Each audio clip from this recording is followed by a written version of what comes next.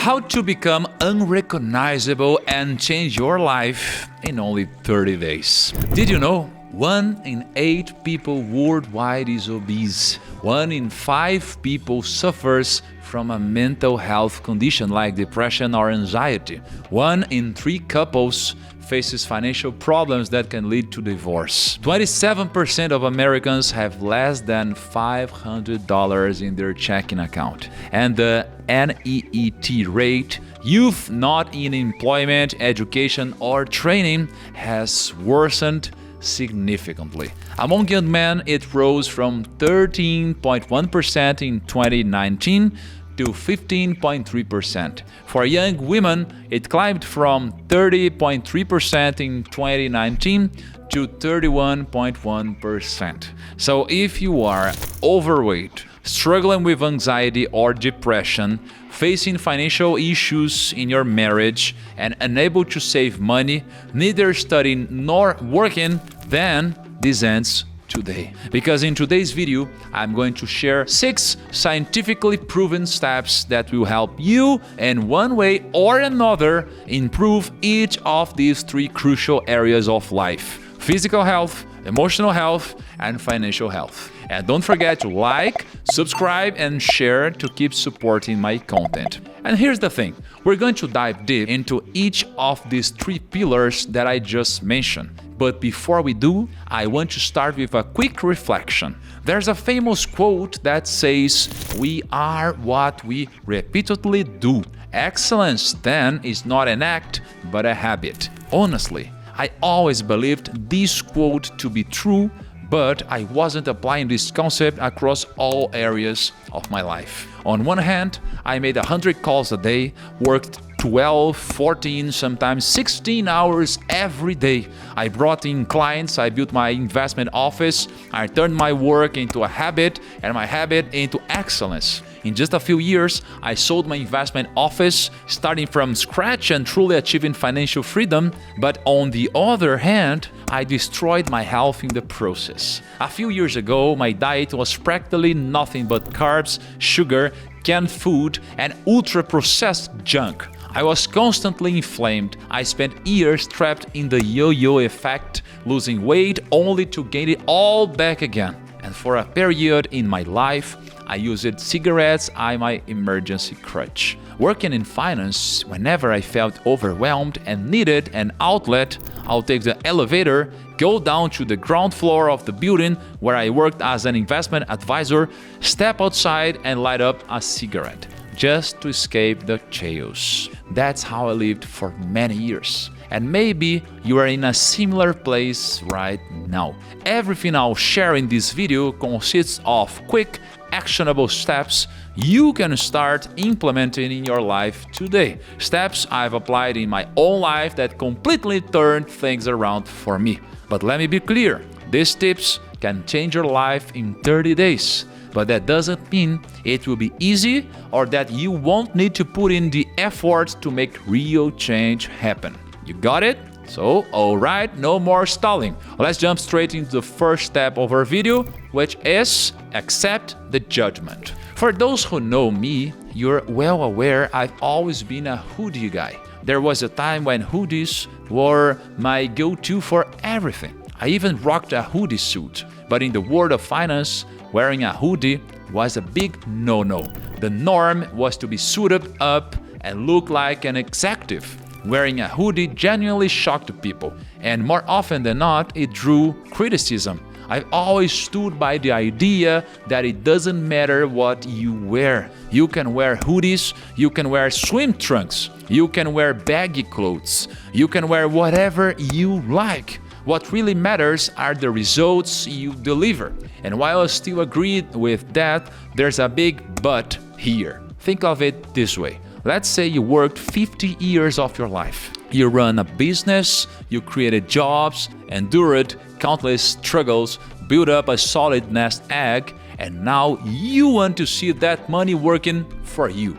Would you hand over all your life savings to an 18-year-old wearing a beat-up hoodie to invest? Your answer would probably be a big resounding no.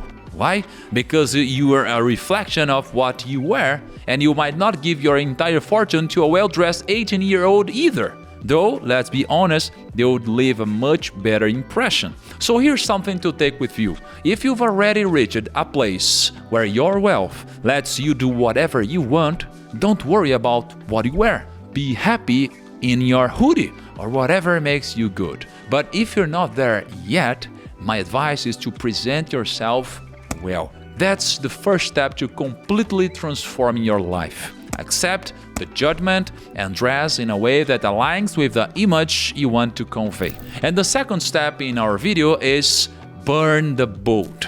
Do you know what it means to burn the boat? It means there's no greater motivator than having no way out. History tells us that Viking commanders, when leading on enemy shores with their crew, would burn their own boats just before the attack. They used this war strategy to eliminate any possibility of retreat or surrender, leaving their warriors no choice but to face the enemy and conquer the territory. I'm giving the Viking example, but this happens in the Bible too many times. One example is when Elijah, a highly respected prophet in Israel, was guided by God to choose Elisha, a simple farmer, as his successor.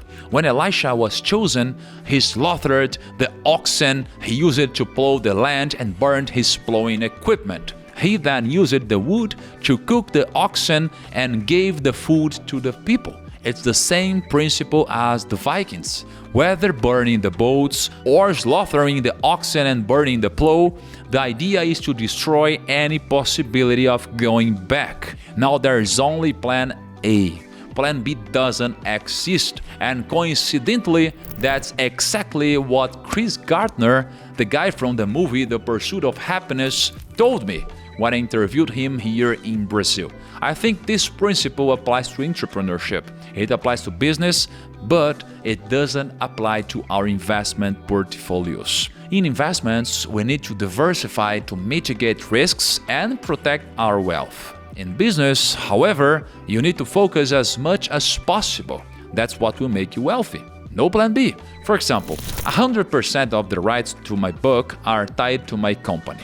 100% of my speaking revenue goes to my company. 100% of my ads revenue is funneled through my company. And 100% of my mentorships are part of my company as well. This forces me to make the company succeed, and it sends a clear message to the team. Everything I have is in this business. It's in this project. If you have too many escape routes, you eventually take one.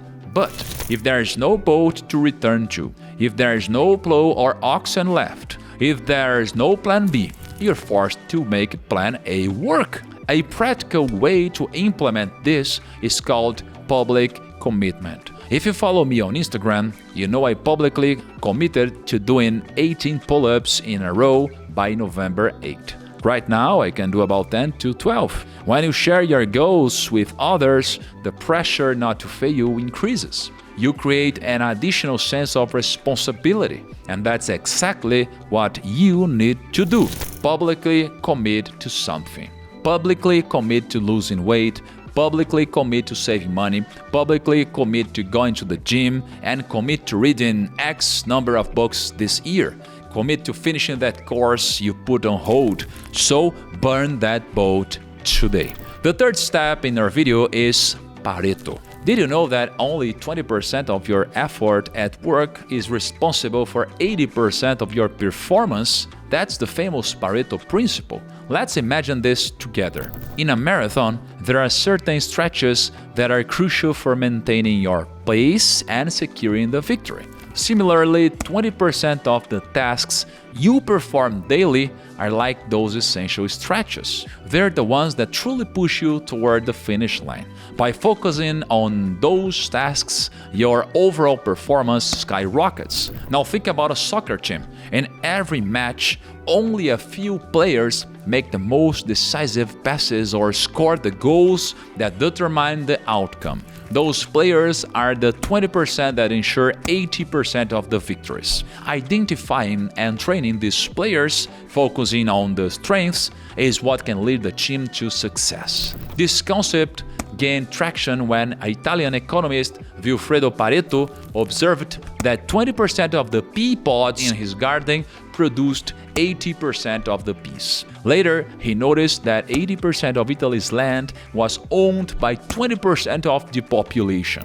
Decades later, consultant Joseph Moses Juran formalized this idea, applying it to quality management. And what's fascinating is how this principle applies across various fields, including marketing. For instance, 80% of online sales may come from just 20% of products, and 80% of engagement could be driven by 20% of your audience. And knowing this, you can optimize your efforts by focusing on the 20% that truly matter. And when it comes to health, think about your workouts. Only 20% of the exercises you do might be responsible for 80% of your results. Maybe it's those few movements that work multiple muscles at once, or that high-intensity workout that makes you sweat in just a few minutes. By identifying that 20%, you can maximize your results and hit your fitness goals much faster,